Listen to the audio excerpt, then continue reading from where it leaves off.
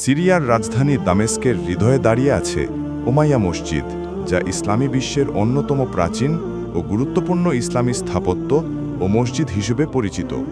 প্রায় 1300 বছরেরও বেশি সময় ধরে এই মসজিদ কেবল ধর্মীয় কেন্দ্র হিসেবেই নয়, বরং ইসলামী সভ্যতা, শিল্প ও ইতিহাসের জীবন্ত স্মারক হিসেবে বিশ্বব্যাপী পরিচিত। উমাইয়া খিলাফতের শাসনামলে 705 খ্রিস্টাব্দে খলিফা আল ওয়ালিদ ইবনে আব্দুল মালিক এই মসজিদ নির্মাণ করেন।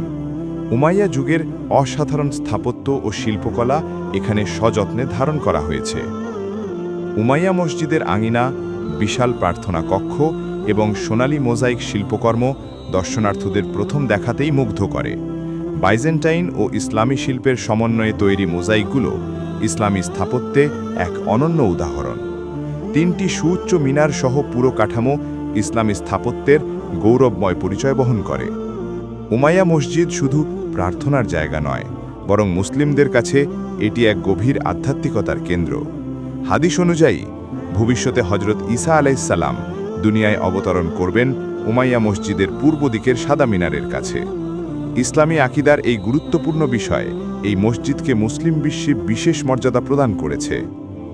দামেস্ক ভ্রমণে উমাইয়া মসজিদ এমন একটি স্থান যা পর্যটক, গবেষক, ইতিহাসপ্রেমী সবার মন ছুঁয়ে যায়।